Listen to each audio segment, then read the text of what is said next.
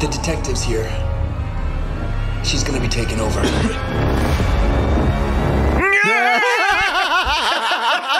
Okay, it's worth it for that look on his face just then. Yeah.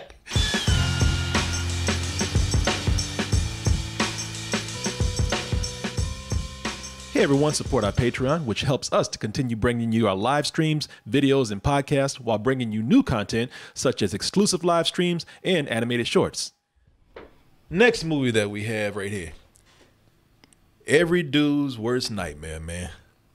So this is every guy out there has this I say nightmare, or we just have this anxiety about that situation where we're minding our own business. We trip over something, we just fall into some bad vagina, man. You know, it's just, Dad, don't stick your dick in crazy. You know, I'm just saying, some dudes out there are married, man. They just walking along and like, oops, shit, oh my God, what is this? I mean, it feels all right, but how did this get? You know, when I'm saying bad vagina, I'm not talking about the one that stays quiet and is like, oh, that was on me, sir. I'm sorry. That was a mistake. I'm so sorry. So sorry. You know, yeah, we don't, you simply tripped. I caught you with my vagina. We don't need to talk about this anymore. Mm-hmm. You know, we're going along our merry ways. We do not have to talk about this anymore. No, I'm talking about that vagina that is crazy. Everybody's Fatal Attraction vagina. Oh, yes, man. People, Fatal Attraction been out for what? 33 years? Yeah. Motherfucker ain't learned a thing. I know. A look that led to an evening. You're on your own for the night, that's also obvious. A mistake he'd regret. Yeah. Everybody going that shit thinking they Hugh Hefner. And don't nobody think they gonna be Michael Douglas, man. Hey, man, when she was the one talking about being discreet, yeah, she offered it to me. People, we've all seen this movie. At least we've all heard of it, man. If you haven't, you should. And they need to teach this shit in the course. Yeah. When you get married, they should just make it mandatory that you rewatch it every 5 years. Oh, hell yeah. Husband and wife. Both y'all watch this shit. Yeah, man, we've all seen Fatal Attraction, you know, but no guy thinks he's going to be Michael Douglas. Mm-mm. You know, everybody goes into it, you know, looking at it like, well, obviously he was hooking up with a crazy bitch. Boiling rabbits and shit. I mean, that's the lottery of crazy right there. That ain't happened to me. What's the odds, right? Oh, you could tell she was crazy from the beginning. Yeah. No, you couldn't. No. That's a special kind of crazy. That shit don't happen to everybody. Shit, he should have seen that shit coming anyway. Not like with me, man. This shit gonna be easy. And they all wake up the next morning, man. I hope that bitch ain't crazy. Everybody. Most of the time, these women are not crazy. I guess you shouldn't be doing that anyway, but they're not crazy. They just rat your ass out. Yep. If you're lucky. Mm-hmm. Yeah, if you're lucky. Otherwise, you get this bitch showing up at your house looking at you like this. No. Wait a minute now. Yeah, but you said it was your word. You said we weren't gonna. Yeah. Hey, the lady of the house here. Every now and then, a guy gets a fatal attraction. And that is what happens to my boy Derek over here, played by Michael Ealy. He's always in trouble. Man, that fool is always in trouble. He is, man. You need to he's always pissed off the wrong white person. Right. He was in another movie, just pissed off crazy ass Dennis Quaid, man. Just boy, I'm all for, like, you know, desegregation, integration, but maybe you need to move to all black neighborhood. Keep away from these, because every time you move somewhere, those white people, you find the crazy one. But that's it, man. He plays Derek, and he hooks up with he's having trouble with his wife, man, and hooks up with this woman one night. But the thing is, he's thinking like, I can, you know, that fatal attraction ain't gonna happen to me. You know, we'll be fine, right? Yeah, okay. Hey, it's in Vegas. What happens in Vegas stays in Vegas, unless some crazy son of a bitch breaks into your house and the person that is assigned to your case is the chick that you were fucking around with. Oh my God. There ain't that much coincidence in the world. Yeah. The Swankinator is here. Oh no. Yeah, man. Them fools were in Vegas. Got home, break in, armed robbery. And who comes strolling along? Hey, don't I know you? Hey, ain't you that nigga? I mean, ain't you that guy that I was messing around with? I mean, aren't you that basketball player that's on TV all the time? Now, wouldn't you be suspicious? Yeah, I would. Yeah, I would. I would be very suspicious. I'd be like, shit. Bitch, you broke in my house. Yeah.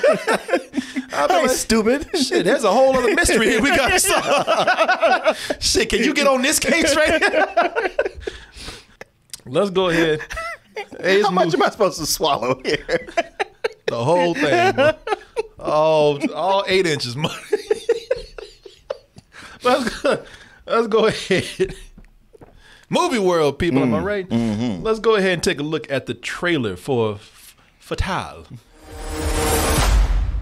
And you will meet the darkness.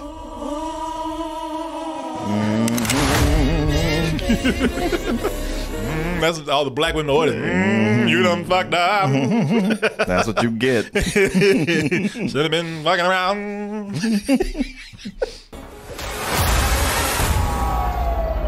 The detective's here. She's gonna be taking over.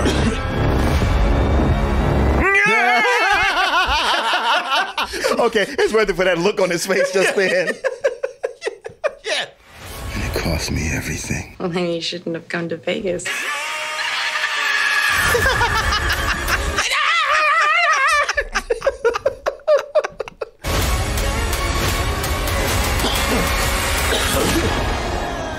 We're talking about how Michael Ealy, whenever he moves into a neighborhood or gets some success, he always finds the one crazy white person to piss off.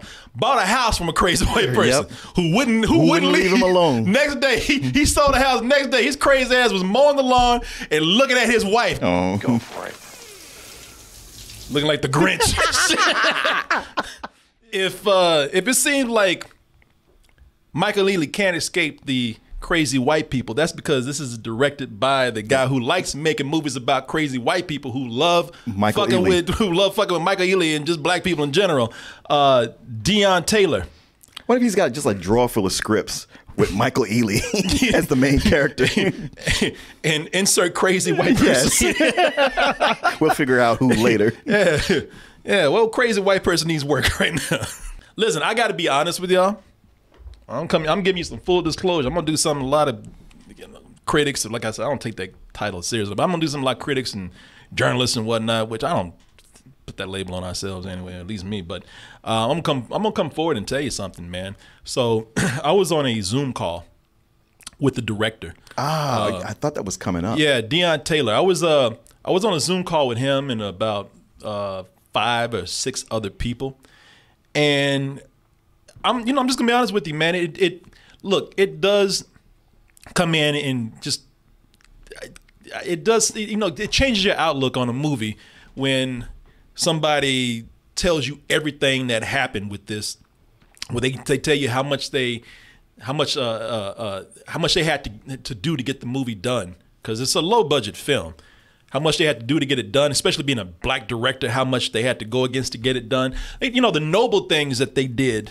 Like looking out for black actors and trying to give them work. Jeffrey Owens is in this. Yeah. And if Jeffrey Owens looks familiar, well, he probably packed your bags over at Trader Joe's. No, it was shitty what people did to him, man. Yeah. And it actually turned something, and they turned this into something good. Jeffrey Owens, the last time you probably really heard about him blowing up in the news was when he was at Trader Joe's working, doing honest work, and somebody just out of the blue did an asshole thing and took a picture of him without his permission. Right. But it led to him getting some work. So he's actually been working constantly. Good. But they said we trying to look out for him, man. We heard his story. We had a place for him. We put him in there as a small role, but he's got some other roles that he's doing, and they put him in there. They talk about how, if you are somebody who has seen a lot of black film throughout the years, then you probably know some of the actors that they brought back that you probably haven't seen for a while, like Tyrone Turner. Tyrone Turner was the lead in Menace to Society. Oh, okay. Years ago. I'm just telling you this because I still have to be honest with what I say about the movie. You know, I'm not going to come in and just kind of just let that just persuade me to come in and give a glowing review or come in and be defensive and be too harsh on the movie. So overall, being on that call, I want them, regardless of what I say, I want the movie to do well. Because this director has really, I told you the other day, he had a movie that I think was Black and Blue. Had a movie that came out in 4th place. And he said, man, had it been any other director, possibly, you know, a director who wasn't a person of color, for a movie that nobody had heard about, had no marketing for it to premiere at number 4. Yeah. He's like, our phone should have been blown off the hook. But, you know, nobody said anything. So, you know, you want this person to do well. So, you know, having said that, I'll say this, man. A lot of people can enjoy the movie, and especially the setup with it. You know, this is pretty much black Fatal Attraction. Yeah. And they've said that. They said that this is intentionally trying to recreate sort of an 80s thriller. Except it's anyone in particular? Yeah. Fatal Attraction. Because it is over the top soap opera material right here. And again, I'm imagining that's done intentionally. People, when I say this is Fatal Attraction, this is like if Tyler Perry wrote Fatal Attraction. The crazy affair is just the appetizer. Derek got a lot of shit going on in his life. Oh, really? Yeah. This bitch just came in. She's just the appetizer, man. Oh. She's just the start. She kind of sends off a chain reaction that was already kind of lit. Okay. Yeah. Now I want to ask you about something, but I guess it would be a spoiler if I'm right. Well, maybe, but I tell you, man, this movie keeps twisting every 15 minutes. Every 15 minutes, like, damn, Derek, how'd you fuck up this bad by doing nothing?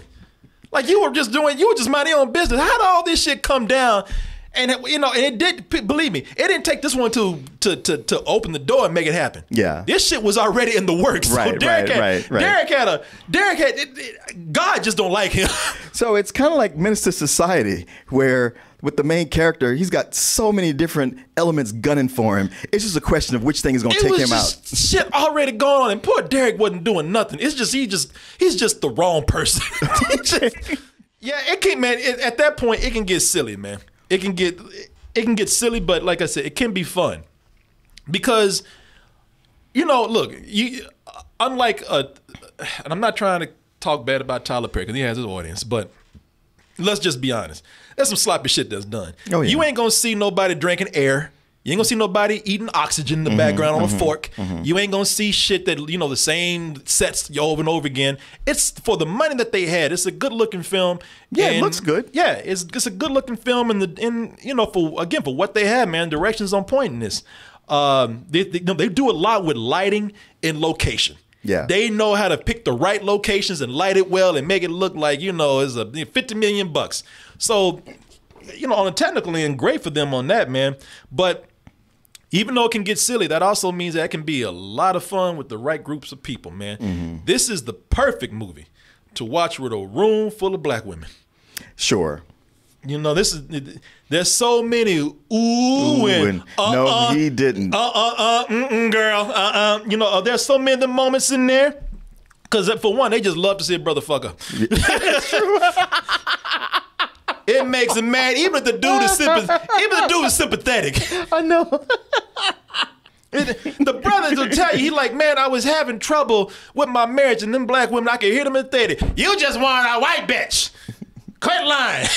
You could have worked on your marriage. You do enjoy. I mean, it's one of those movies where, look, it's hard not to enjoy looking at a motherfucker squirm when he get a call.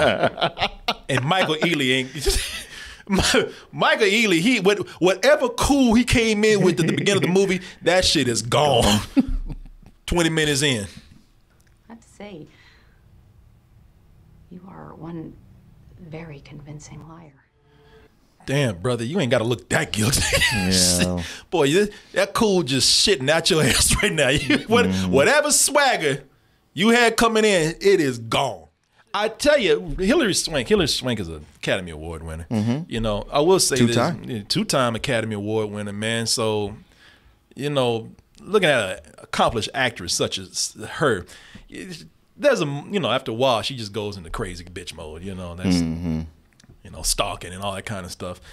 I really wish we could have seen more of her and Michael Ealy together, because they really do have like some good sexual chemistry going on when they have scenes together. Plus, it's at those moments where Hillary Swank's character, the detective character, feels like more of a real character. Where's mine? You're kidding, right? Nope.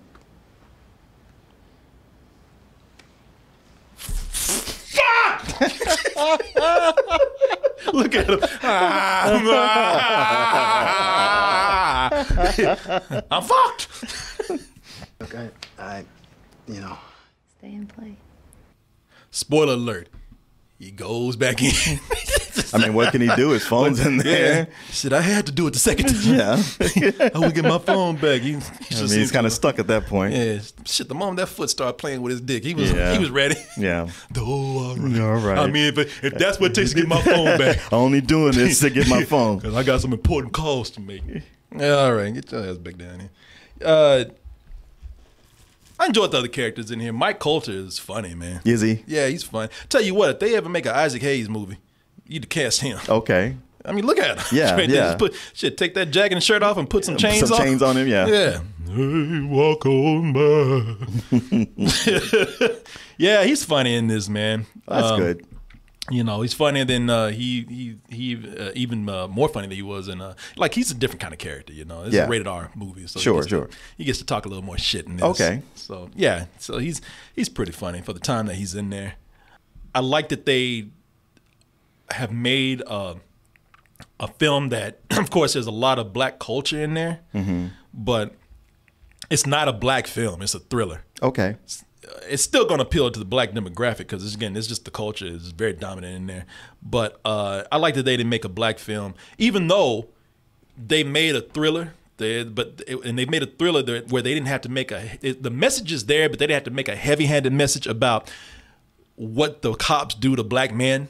Okay. Like what she's doing to him Yeah, right here. That's the whole thing. Looking at that, I was like, look, he looks to be someone who's at least well off. Why are you in an interrogation room with a cop without a lawyer? Because you can afford one. Yeah, and it's there. It's there. You can see it. It's not like it's that subtle, but it's nothing that they dwell on. Okay. They really are trying to make a thriller that can appeal to a lot of people. Okay. All right. And I appreciate that, man. The way police violate black men. Even set people up and whatnot. Sure. So, that's cool, man. Look. Now there are some things that I just personally don't like in any kind of movie, so I gotta call it here, man.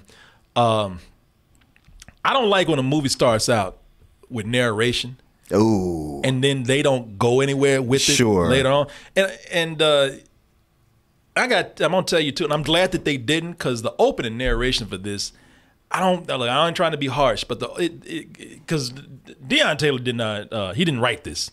Oh, okay. I think the person that wrote this wrote a Star Trek movie. Oh, okay. Star Trek: The Last Frontier, I think, or something. Okay. So the Final Frontier. The Final Frontier or something. But yeah, so he's not responsible for the dialogue, but that opening dialogue, that opening narration, which they don't do anymore throughout the movie, is atrocious, man. Life is a road, straight and narrow. Stay on the road, and it will take you safely home. And I walk these streets on a still horse I ride. And I've lived life in the fast lane because I'm a loner and a rebel. Right. I walk this road alone, the only road that I have ever known. I was just like, man, I don't know how many more cliches you. Right. If he had said I live my life a quarter mile at a time or a quarter tank at a time, I'd be like, all right. And then she walked in. She had legs up to her neck. Yeah. And they might. People might be cool with this because, again, even though this is not a per se black movie, it's going to be out there for the black demographic. Let's just not play. That's how it's going to be. Sure.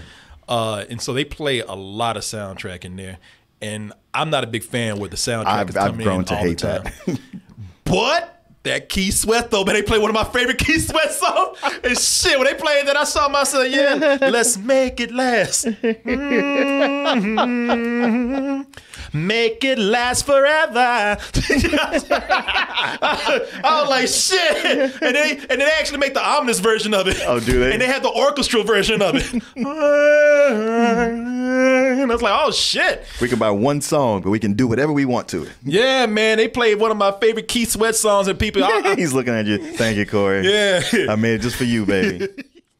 I don't like it in movies where to show somebody that they're intoxicated, or they're drunk, or they've been drinking for a while. They are actually walking around the city with a bottle, bumping the shit. Yeah, what city lets you do that? What's that? So what city lets you do that? know what it while is. walking around with an open bottle Or and driving, stumbling. Oh no, that brother was like trying to get into a door. And he like, ah! He's got a bottle in his hand, bumping in this shit. Ah!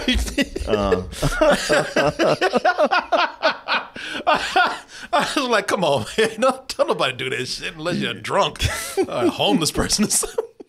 If you scoffing at the whole thing, I'm scoffing. where the detective that he had sex with is the one that shows up on his case. Yes. Boy, you ain't seen nothing yet. Man,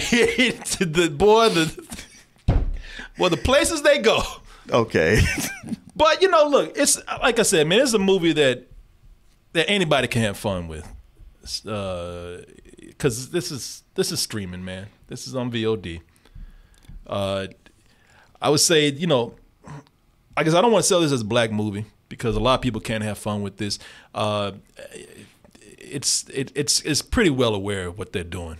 Like I said, they're making an 80s thriller. I don't know if they meant to take it to almost the point of parody as they did in some parts. But you get this at home, watch it with some relatives that you know of, that you know what I'm talking about, that auntie that like to talk to the movies. Sure. You know, that uncle like to talk shit. Maybe pass the purple bag of Crown around first. Yeah, man.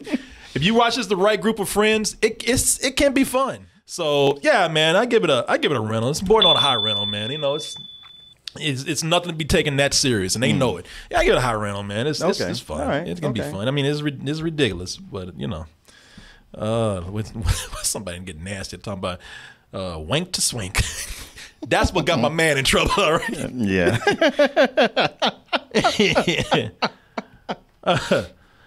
He'd probably go back and do it again. Yeah.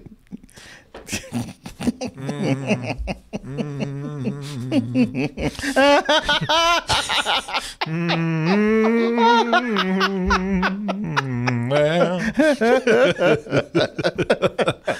Okay, just one more time, but no more shenanigans like last time. You promise, right? Hey.